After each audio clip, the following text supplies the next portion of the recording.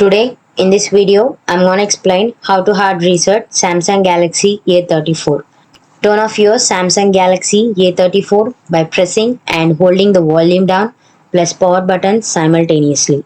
Once the device is off, press and hold the volume up plus power buttons simultaneously until recovery mode appears on the screen.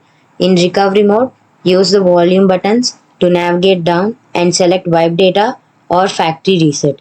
Confirm the selection by pressing the power button. Next, choose the factory data reset option using the same keys as before. Confirm the selection again by pressing the power button. After the reset process is complete, select reboot system now by pressing the power button. Allow the device to reboot.